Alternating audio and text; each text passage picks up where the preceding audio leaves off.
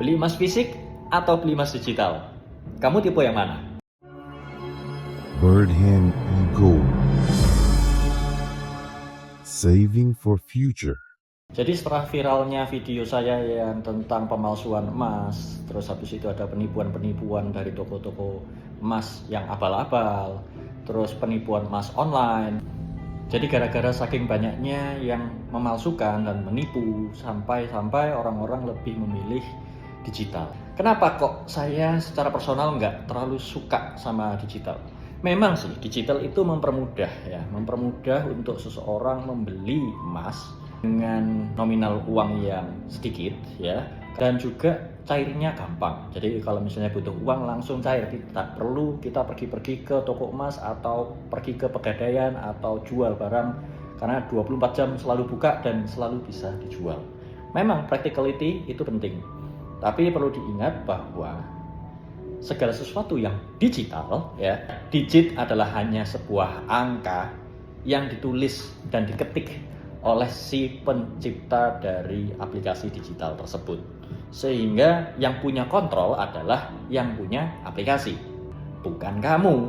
Padahal emas itu harusnya siapa yang pegang dialah yang punya, itu undang-undangnya begitu.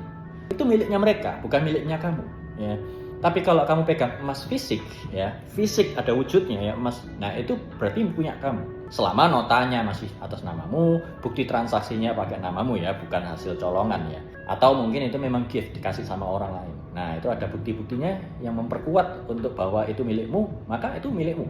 Yang berikutnya, kenapa saya tidak suka emas digital ya? Nggak sukanya karena mudah dicairkan. Loh, kenapa? Padahal enak loh mudah dicairkan. Nggak.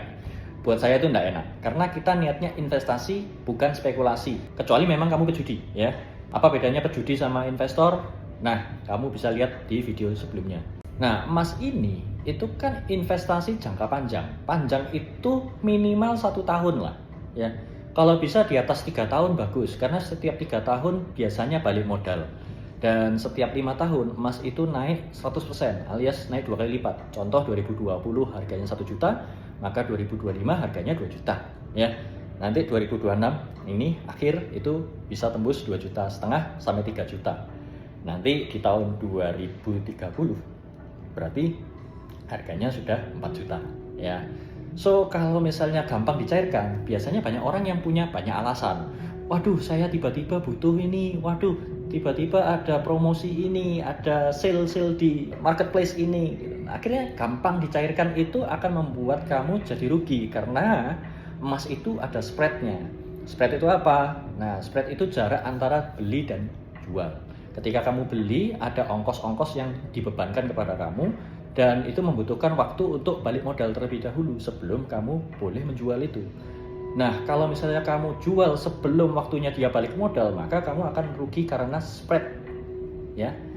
Jadi, kembali lagi, ketika kamu mau beli emas digital, saya tidak melarang ya. Boleh, biasakan menabung emas itu bagus. Tapi usahakan setelah jumlahnya sudah mencukupi untuk bisa ditarik menjadi emas fisik, segera ditarik. Karena kejadiannya ada konten saya juga yang membahas tentang pegadaian, yang dimana orang mencicil emas di pegadaian, lalu ketika dia mau mencairkan emasnya berupa emas fisik, lama sekali prosesnya dan stuck selama 3 bulan. Kalian bisa lihat konten saya yang sebelumnya ya. Birdhand Gold. Saving for future. So, tetaplah menabung. Semoga sehat selalu dan juga tujuan menabung segera tercapai. Thanks for watching. See you in the next video. Bye.